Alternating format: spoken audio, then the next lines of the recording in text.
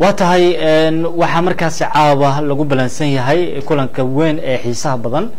markaas ka dhici doona garoonka Stamford Bridge ee dhaca galbeedka magaalada London labada kooxood ee Liverpool iyo sidoo kale Chelsea ayaa kulankaas markaa isku qaban doona waxaana kamid yahay mid kamid ah kulamada ugu xiisaha badan horyaalka Premier League xil ciyaareedka oo ay daawadayaashu markaas ay aad markaa u sugaan labada kooxood ku darso waxa markaas u kala sacabtuma taageerayaal aad u tiro badan waa kooxaha markaas ugu taageeraha badan ee Ingiriiska iyo qayb ka yihiin marka dhinaca kale loo fiirino caalamka caawa ay markaas iswajahayaan labada kooxoodna xaaladooda ugu wanaagsanaa kuma jiraan xil ciyaareedkan aad bay uga liidataa waxaan markaas eegi doonaa kulankan iyo waxyaabaha markaas laga filan karo iyadoo waliba falaqeyntan ay markaas ay qayb leeyihiin Shahid Caabi oo saaxiibkay ay sidoo kale Saciid Madaale oo barnaamijkan ama falaqeyntan igala qayb galaya marka hore aan soo dhaweeyo Shahid Caabi oo garabkayga midig fadhiya Shahid Caabi waxa markaas jira kulan aad u xiiso badan oo iswajahayaan Liverpool iyo sidoo kale Chelsea ayaan garoonkeeda ku soo dhaweynaysa kooxda kubadda cagta Liverpool labada kooxoodna wada u jeedo oo xaalada adag ay markaas wajahayaan midba mid kala caaw waxay u baahan tahay in ay saddexda dhibcood ka qaato si markaas ay u soo laabto aragtidaada maxay kula tahay aad iyo aad MDG horta waa dhawahay kulankan waa kulan weyn oo aad u xiiso badan marka la fiiriyo horyaalka wadanka Ingiriiska ee Premier League kooxahan waxay yihiin kuwa ugu waaweyn oo taageerayaasha ugu badan kule markaas caalamka iyo sidoo kale meel walba oo markaas kubadda cagta markaas laga xiiseeyo kooxda kubadda cagta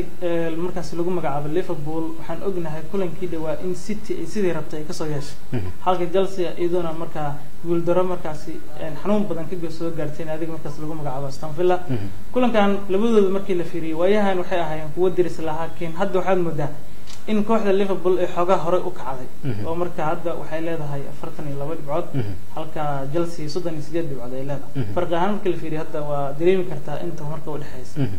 kulankan markii la eego marka Liverpool ayaga dhibcaas dana ugu jirtay inay qaataan kuwaana tababaray waa laga ceeliyay oo waxay isku dayayaan in isbedel ay sameeyaan marka xiiso gooni ayuu halkaas ka sii yeelan doonaa oo Chelsea waxay isku dayi doonaan inay ka maarmi karaan Gareth Bale kaasoo la degay ayaa la dhihi karaa kooxda kubadda cagta lagu magacaabo Chelsea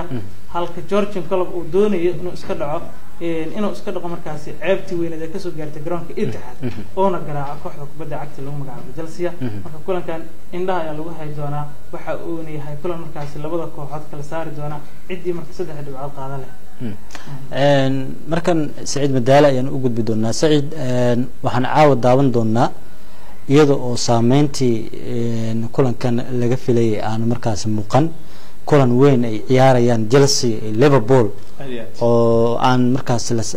looga hadalhayntiisu ay markaas saas ay ugu burneen social media aan daawanayna maxaa lagu tilmaami karaa in Liverpool iyo Chelsea oo ciyaarayaan haddana aan sidii macnaha kulankaas maqaamkii uu lahaa aan loo bumbunin maxaa lagu tilmaami karaa waxa la dhihi karaa hoos u dhac ku yimid labada kooxood ayaa sabab u ah in taasi ay timaado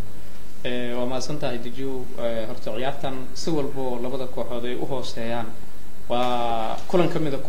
kulamada ugu waaweyn ee Ingiriiska laga daawado sababtoo ah laba quwadooda dheelaysa Soomaaliya marka la fiiriyo taageerayaal badan ay ku leeyihiin adduunka salaamada taageerayaal badan ay ku leeyihiin maadaama foomkooda labada dhinac uu hooseeyo sanadkan ayaa sababaysa in aan baraha bulshada lagu hadal hayn waxa ugu weyn ee la isdhihi karo maanta kulanka waa loo hadal hay waay waxa kamid ah labaduba hadaf hadda 10 kulan ay dhiman waa xaqiijin karaa la islaahay ma jiro kooxda ugu tabarta fiican ee maanta macnaha waxa taageerayaashu ay ka firayaan waa inay top 4 ay gasho mana aha wax sahlan top 4 iyo saddex kooxood waxay isku haysataa laba boos oo macnaha saddexdooduna min konton ay leeyihiin waa Tottenham Newcastle iyo Manchester United saddexdoodu isku haysta booski goal difference lagu kala marka iyagana waxay joogaan kooxna 30 iyo jajabay leedahay kooxna haday 40ka madaxa kala soo baxday marka waxyaabaha sababay ay kamid yihiin in aan la hadal hayn waxyaabaha la dhihi karo sanadkan kulankan aan loo xiiseynayna waxa yahay haddii midna guul darro ay qaadato falceliskoodu ma noqon doono wax dadku ay la yaabaan idan waxa xil ciyaareedka la soo bilowday aad iyo aad Chelsea la garaaco maanta la yaab naguma noqonayso waxna ma dhuminayso aad iyo aad ay oo liverpool sidoo kale waa kulan iska caadi oo laba kooxood weyn ay ciyaaraan kooxood ciyaaraan oo macnaha sharciga horyaalka ah in 38 la ciyaaro mudanna ku macnaha kana mid ah kulamada ugu xiisaha badan oo kamid ah laakiin waxaad hadaf oo la xaqiijinayo labadan kooxood dagaal ugu jiraan marka riyo fog laga tago oo liverpool ay leedahay inay afarta sare ah laakiin anaga marka wax fiirino ma macnaha ma wax oo noo sheegay oo fifaala muujinaya oo balaqaad ma jiraan in kaalinta afraad galayso marka waxyaaba hoos u dhigay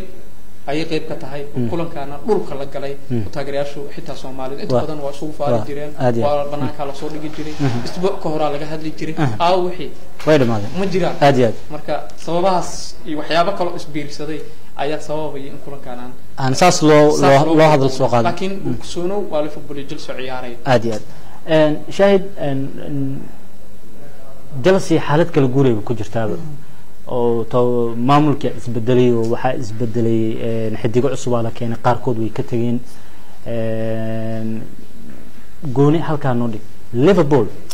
Liverpool xaaladan ay ku jirto maani oo kaliya ka tagay ay xaaladan u gashay maxaa iska bedelay Liverpool macalinku wuu joogaa xidigay qaar way joogaan xidigay kala lagu soo diray xitaa maani markii lagu dhaawo ka tagay xidigay kala cusub lagu soo diray maxaa keenay Liverpool in meesha hadda ay joogto ay markaas ay timaado horta Gio waa maasan tahay marka fiirisid in Sadio Mane garab muhiim ah ayuu ahaa horta kooxda Liverpool markii laga soo tagay tagistaankiisii marka waxay u eg tahay hadda isbedelka ugu weyn ee kooxda kubadda cagta Liverpool in ay tahay waxa saameeyay dhaawacyada horta kooxda hadii dhaawacyo markaas ay gasho mar walba isbedel uu ku imaanaa isbedelkaas oo keenaya yani macalinku 12 xidig ugu muhiimsan hadii ay qaar kala maqan yihiin kuwa markaas lagu soo daray ee kale waxa laga yaabaa inay fahmi waayaan yani shaxdi macalinka sidii hore ama 12 xidig in isfaham meeshaas oo ka imaanaya taas marka iyadan dhibaato kale ay kooxda kubadda cagta Liverpool ay ku abuurtay weerarkii badnaay oo isfahmi jiray oo markaas lagu Mane iyo Firmino iyo Mohamed Salah oo halista badnaa marka hadii uu baxay ninka la yiraahdo Mane Firmino isagana lagu qabtay kursiga Mohamed Salah kaligiisoo noqday hadii difaacyada inta soo bursado kale kaligiisu marka meesha ku noqday Darwin Núñez wuxuu noqday mid aan sidaas yani soo uga sii faa'iidin kooxda kubadda cagta Liverpool oo boos heerkii la rabo ma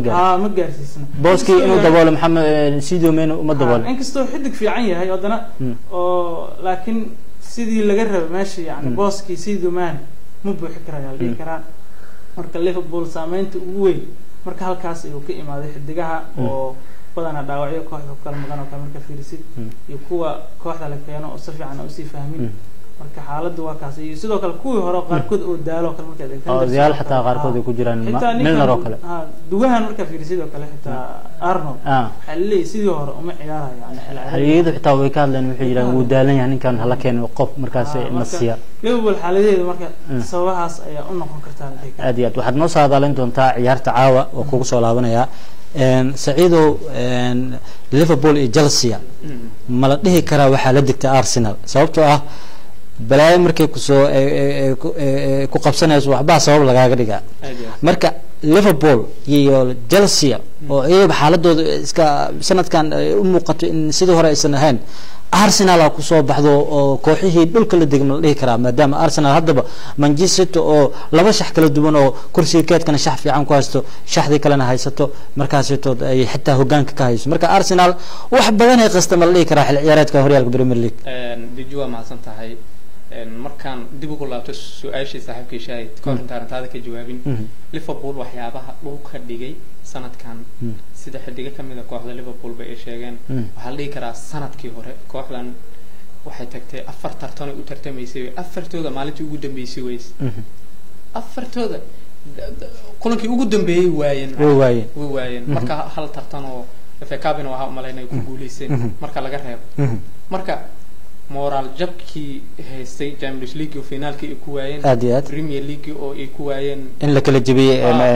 weerarkii bahalka ahaa saddexdii Mane iyo Firmino iyo Salah in waxyaabaha soo isbiirsada horta la degay Liverpool ni jab iyo dhaawac hadana uu sii darsanay absolutely marka su'aashaada doon tago Arsenal Mohamed Salah ana garabkiisu wuxuu ka waayay xidigihii oo saaxiibadii isfahmi jireen waxa arki jirtay Firmino kor hadaa sii fiiriso mani arki jirtay hadda marka hadda inta fiiri dagba iyo waxa arkaya maxaa la Darwin Nunes oo arkaya oo xaq u tuuraba kubadda marka adiga marka ma la dhihi karaa xidigii oo hadda ninkan kursiga ku jira iyo Sadio Mane oo kala ajiidi jirin ma la dhihi karaa aadi in Soomaalida ku maahan macnaha gacmooda jiri wax ku gooyaan isfahamkin meesha ka baxay marka Liverpool Salah iyo Mane iyo Firmino wax ku gooynays wax yar baad daqiiqad baa haysata wax ka yar waxaad noogu soo koobtaa Arsenal wax badan inaga qastay xil ciyaareedkan wax badan Arsenal laga qastay dad badan waxay leeyihiin wax badan inoo saxday taageerayaasheeda wax badan inoo saxday aad waxyaabaha horta sida caadiga horyaalka wadanka Ingiriiska saddex kooxood kuma batartamaan sida caadiga laba ku tartanta sanad walba laba ku tartanta aad marka Liverpool la waayay Manchester la isdhahay ama gashaa booski waa la waayay Chelsea la isdhahay jawaan lacagaha lagu qarash gareeyay ama gashaa waa la waayay aad Tottenham Richarlison waxba la keenay Antonio Conte waa la waayay haya dhimanay Arsenal ma kala afeeta حتى إلى حاتن جرين نيفل هاليد وكل جيم حليين وحي حتى ريال إسكندافع ما يونايتد إيو مالكو هوس يسكون ما يسنس فور عدو رجيني سمجر لكن هذا إسبدلها معناها قرشود وإسبدلها أرتدوا هذا القدر هو بدل وسود بدل هذا وحكيران كلهم كسوء أدن أرسنال إيه بدسو وجرين نيفل وحيري وأرسنال وكهرب وحوا كتر معنا إيه مقش أي مركب مايكل أرتيتا أقل بدن واي هذا فرصة هلي إنها مامور كتاجر كهلي أنا لعو كتاجر ما ليه كرو لكن وقت يا كتاجر سدح سنة لسي وحبوك بدلي هل كي حنبو إسك سيبا هل وكينا معنا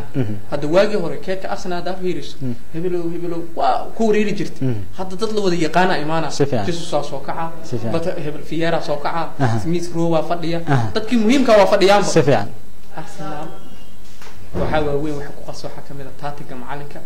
يتاجرين من جيسيت كهشي أو إني سنشاكو يكبر جزء إيسيان سفيان معلنك أو الله هذا الحدقة معناه إسفهمك معلنك حدقية دايرة معلن دايرة حدقية ودايرة حدقية ودايرة أديات دايرة ما كان في رسو أنا يو سوكو بيا إن